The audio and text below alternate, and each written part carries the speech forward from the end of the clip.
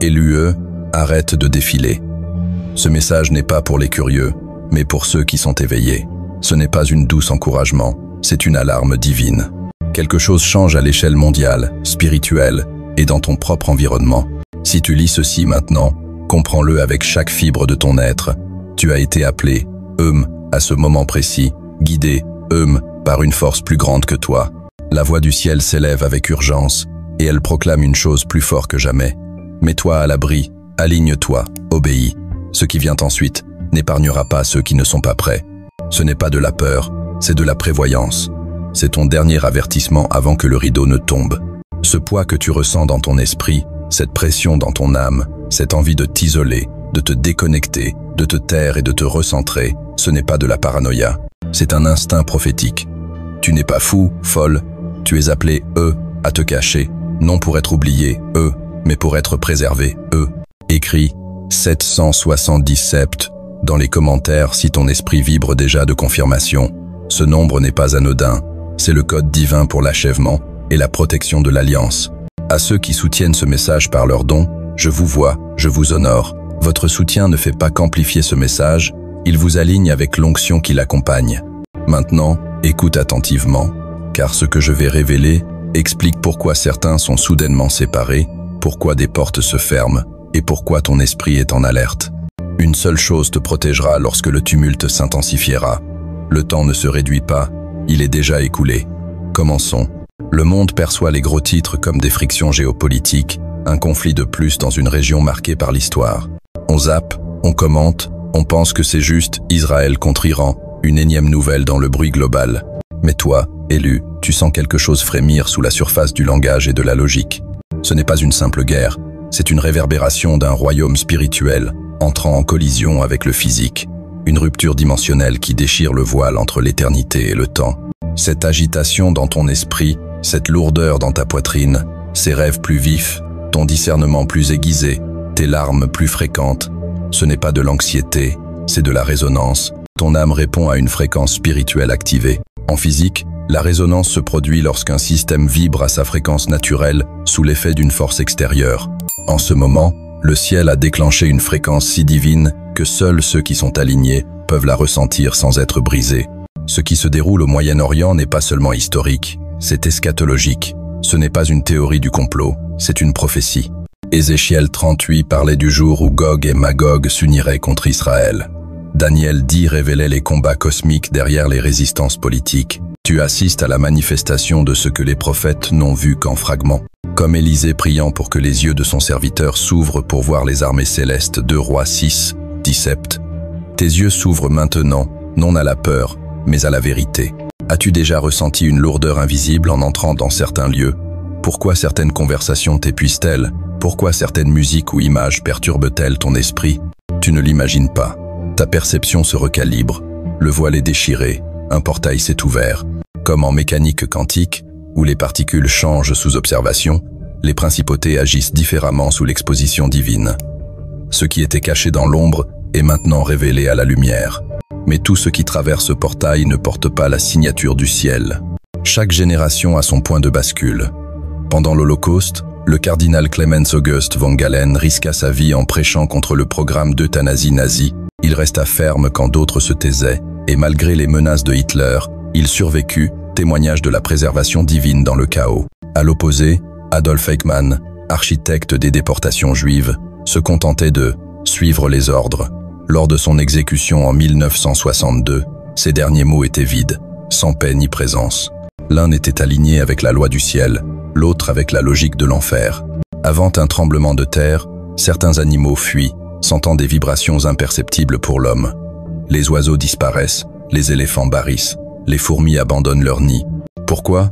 Parce qu'ils sont plus fidèles à la fréquence divine que beaucoup d'humains à leur conscience. Comme eux, ton alarme intérieure te parle. La guerre a déjà commencé, non avec des épées, mais avec des choix, des alignements, des fréquences et des positionnements spirituels. À Rome, un jeune analyste militaire nommé Matteo se réveillait chaque nuit à 3h33, pensant au stress. Mais ses rêves contenaient des cartes précises, des séquences, des noms. Il commença à prier, à jeûner. Un matin, il quitta son poste dans le renseignement militaire, refusant de participer à un plan qu'il jugeait non sanctionné par le ciel. 1 an plus tard, sa base fut bombardée et tous ses collègues périrent. Matteo vit aujourd'hui à Florence, protégé par une paix qui ne vient pas de la stratégie, mais de l'abandon. Ce que tu ressens n'est pas une simple intuition, c'est l'architecture divine qui s'active en toi. Cette agitation n'est pas aléatoire, c'est l'appel du Très-Haut qui tire ton âme hors des distractions, des retards, des débats pour t'amener à l'obéissance. La guerre sur terre reflète celle des cieux et elle a officiellement atterri. Les vibrations sont réelles, le tumulte a commencé. Ce que tu fais maintenant, t'aligner, te recalibrer, te repentir, écouter, déterminera si tu es scellé ou emporté Deutéronome 11, 26-28 dit « Voici, je place devant vous une bénédiction et une malédiction. La bénédiction si vous obéissez, la malédiction si vous désobéissez. » Ce n'est pas une punition, c'est une question de positionnement. La bénédiction coule là où vit l'alignement. Qu'as-tu toléré que le ciel t'a averti d'abandonner? Qui fréquentes-tu encore, même si ton âme murmure qu'il ne marche pas avec Dieu? Quelle porte as-tu laissée entr'ouverte, alors qu'elle aurait dû être fermée dès le premier frisson dans ton esprit? Le ciel ne murmure plus, il rugit. Seuls ceux qui écoutent seront protégés lorsque la tempête s'abattra. Se cacher, ce n'est pas avoir peur, c'est avoir foi. C'est l'instruction qui résonne dans le royaume spirituel, assez forte pour que ceux qui discernent la ressentent dans leurs os. Ce n'est pas le moment des déclarations publiques ou du bruit, c'est le moment où l'évacuation spirituelle devient une question de survie, pas de préférence. Le monde va franchir un seuil où seuls ceux qui sont cachés dans la fréquence de Dieu resteront intacts. Ceux qui restent exposés émotionnellement, surstimulés mentalement ou déconcentrés spirituellement seront emportés par une tempête qu'ils ne sont ni préparés à affronter, ni conscients d'affronter. Les gros titres parlent de missiles et de marches, mais derrière ces mouvements se cache quelque chose de bien plus dangereux, un ciblage spirituel. Les élus ne sont pas chassés par des balles, mais par des algorithmes, des pièges d'attention, une fatigue synthétique, des compromis subtils et une fragmentation psychique. L'ennemi ne connaît pas ton nom, mais ta résonance, ta mission, ton point d'accès. Chaque fissure dans ton bouclier émotionnel, chaque retard dans ton obéissance, chaque compromis dans ta concentration est exploité. Si tu ne te retires pas dans le silence divin, tu risques de te briser au niveau des ondes sonores. Même les guerriers doivent se retirer. Souviens-toi d'Élie, après avoir fait descendre le feu sur le mont Carmel, un roi 18, s'effondrant sous un genêt, submergé, traqué par Jézabel. Dieu ne l'a pas envoyé dans plus de bruit, mais dans le désert, dans le silence, pour le repositionner. Là, dans la tranquillité, est venue la voix douce, pas dans le vent, le feu ou le tremblement de terre, mais dans le silence où Dieu parle avec une clarté chirurgicale. Chiara Lubich, fondatrice du mouvement des Focolari, a dit « Le silence est l'endroit où nous entendons la parole ». Elle s'est retirée du bruit politique pour créer une communauté spirituelle enracinée dans la discrétion, et son mouvement touche aujourd'hui plus de 180 pays. À l'opposé, Jim Jones, orateur charismatique, a refusé de se cacher spirituellement, il s'est noyé dans l'attention et l'ambition publique. En 1978, il a conduit plus de 900 âmes à la mort à Jonestown, Guyana, car il n'a jamais quitté Babylone, absorbant son système au lieu de s'en retirer. Tu es à ton point de séparation. La peste spirituelle a déjà tout touché. Ce n'est pas juste une métaphore, c'est une invasion environnementale, neurologique et psychologique. Ce qui était un changement d'humeur est maintenant un effondrement mental. Ce qui était un désaccord est devenu une fracture générationnelle. Les familles se divisent, non sur la politique, mais sur les fréquences. L'atmosphère mondiale est saturée de confusion, et la clarté ne peut survivre qu'en étant préservée dans une sainte tranquillité. Comme l'arbre baobab en Afrique, qui stocke jusqu'à 30 gallons d'eau dans son tronc pour survivre aux incendies. Tu dois stocker ce qui est sacré, cacher ce qui est saint, fouir ton huile profondément et disparaître dans le désert de Dieu, là où aucun drone spirituel ne peut te détecter. Une chirurgienne chilienne nommée Raquel a rêvé de tremblements de terre et d'inondations. Malgré les moqueries, elle a démissionné de son poste. 6 mois plus tard, son nom n'a jamais été impliqué, d'organes a éclaté, car elle avait déjà quitté le système avant le tumulte. L'avertissement de Dieu n'est pas théâtral, il est chirurgical, conçu pour protéger. Ce n'est pas un exil, c'est un exode. Tu n'es pas puni, tu es préservé, comme les Israélites restant à l'intérieur pendant le passage de l'ange de la mort, Exode 12. Dieu te dit de disparaître maintenant, invisible aux ténèbres, visible uniquement à la lumière. L'obéissance est ta seule immunité. Pourquoi le monde accélère-t-il? Pourquoi l'épuisement croît-il malgré les commodités? Parce que nous ne sommes plus dans la logique, mais dans une compression du temps spirituel. Comme un trou noir déforme le temps, la désobéissance spirituelle déforme la clarté. Ceux qui s'attardent dans Babylone verront son effondrement, non bruyant, mais lent, séduisant et silencieux. Sortez d'elle, mon peuple, pour ne pas participer à ses péchés, ni subir ses fléaux. Apocalypse 18, 4. Tu n'as pas besoin d'un bunker d'acier ou d'une chambre forte. Le refuge dont tu as besoin ne s'achète pas, ne se construit pas, ne se réserve pas. Il doit être érigé dans le royaume spirituel, sur le fondement de l'abandon, selon le plan de l'obéissance. Tu as besoin d'un sanctuaire de tranquillité, une citadelle spirituelle fortifiée par la présence divine, impénétrable au chaos terrestre, aux venins émotionnels et aux distorsions énergétiques. Comment bâtir cette forteresse invisible? Pas avec la force, l'intellect ou l'argent. La logique te trahira, la stratégie t'abandonnera. Seule l'obéissance peut élever ses murs. Commence par jeûner, non pour l'apparence, mais pour la clarté et la séparation. Cultive le silence, non comme absence de bruit, mais comme une fréquence attirant la résonance divine. Développe la dévotion, non comme un devoir, mais comme un dessein. Chaque acte de consécration est une poutre de renforcement. Chaque moment de silence, une isolation contre la folie extérieure. Tu n'es pas défaillant et tu es ciblé. Voici 5 symptômes spirituels qui indiquent que tu es attaqué. Non parce que tu es faible, mais parce que tu portes la lumière. Lourdeur émotionnelle sans explication, une oppression ancienne, étrangère, sans source logique, comme un fardeau spirituel, issu de portails ouverts par des traumatismes collectifs. Épuisement soudain ou brouillard mental, une fatigue qui persiste même après le repos, un esprit lent, car ton champ électromagnétique spirituel est drainé par des forces invisibles. Tension corporelle inexpliquée, maux de tête, douleurs thoraciques ou abdominales, là où résident tes centres spirituels de connaissance et d'intuition, ciblés dans une guerre énergétique. Irritabilité et confusion relationnelle. Des disputes surgissent sans raison. La paix se transforme en tension, une confusion envoyée pour disperser ton unité. Perturbations nocturnes, cauchemars, panique soudaine, une présence lourde dans ton sommeil. Ce n'est pas de l'insomnie, c'est une invasion spirituelle. Ne normalise pas ces symptômes. Ne les médicamente pas, adresse-les spirituellement. Tu n'es pas attaqué, parce que tu as fauté, mais parce que ta lumière terrifie les ténèbres.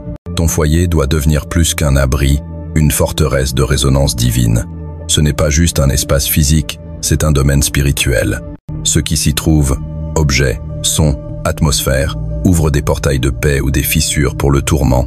Transforme ton espace en sanctuaire, ouvre les fenêtres, brûle des encens sacrés, myrrhe, encens, déclare des écritures à haute voix, oint tes portes d'huile comme en Exode 12, 7. Dis, cette maison est un sol sacré, rien d'impur n'y demeure. Débarrasse-toi des objets, musique ou émissions qui alourdissent ton âme.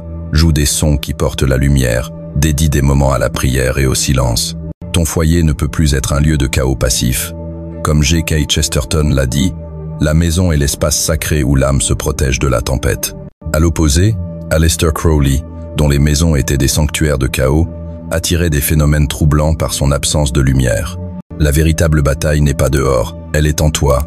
Ton esprit est la ligne de front, ton âme le prix. Chaque matin, tu ne te lèves pas seulement face à une liste de tâches, mais dans un combat spirituel. Ton cerveau, un réseau de 86 milliards de neurones, est un champ de bataille où chaque impulsion est influencée par la vérité ou la tromperie. L'ennemi n'a pas besoin d'épée, un murmure suffit. Tu es en retard, tu n'es pas assez, mais la lumière parle avec une puissance calme.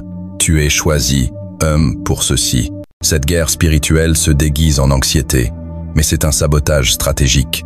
L'ennemi ne veut pas ton corps, il veut ton trône. Une fois ton centre déstabilisé, tout s'effondre, ta clarté, ton appel, ton discernement. Daniel a vaincu Babylone, non par des protestations, mais par un alignement spirituel, priant 3 fois par jour malgré l'interdiction. Daniel 6, 10. Ta paix est ta forteresse, ton âme un trône où réside l'Esprit de Dieu. Luc 17, 20 et 1. Une grande fracture se produit, non sociale, économique ou religieuse, mais spirituelle. La ligne se trace entre ceux qui sont éveillés et ceux qui dorment, entre ceux qui se cachent dans l'obéissance radicale et ceux qui restent exposés, divertis, esclaves des fréquences d'un système en collapse. Tu sens cette tension, ce silence étrange sous le bruit, la façon dont certaines personnes t'épuisent sans parler, la manière dont la vérité coupe plus profondément et les distractions deviennent violentes. Dieu n'envoie pas des suggestions, mais des ordres divins. Il construit son reste, et ceux qui répondent sans délai, qui s'abandonnent sans tout comprendre, seront scellés par l'instruction, protégés par la fréquence, marqués pour une mission future. Tu n'es pas invisible parce que oubliez eux, mais parce que Saint t'aime. Comme Moïse caché dans les roseaux, Exode 2, 3, David oublié dans les champs, 1 Samuel 6, 11, ou Joseph enfoui en prison avant de régner, Genèse 41, tu es caché, eux pour la consécration. Élu, si tu as lu jusqu'ici, ton esprit a répondu à l'alarme du ciel. Tu n'es pas simplement appelé, eux, tu es choisi homme. Dans une génération noyée dans le compromis, tu es convoqué, eux, à la montagne de l'obéissance radicale. Ce n'est pas l'heure d'hésiter ou de regarder en arrière comme la femme de Lot. La protection n'est pas automatique, elle s'active par l'alignement. Tu es né dans une guerre plus ancienne que ton corps, mais pas que ton esprit. Tu es la réponse au cri d'une lignée, la fin d'une malédiction générationnelle, la voix que tes ancêtres ont priée sans la voir. Le ciel observe si tu diras oui, non seulement avec tes lèvres, mais avec ta vie. Les protégés ne seront pas les plus bruyants, visibles ou instruits, mais ceux qui bougent au murmure de Dieu, qui obéissent sans comprendre, qui ferment les portes quand d'autres supplient de rester.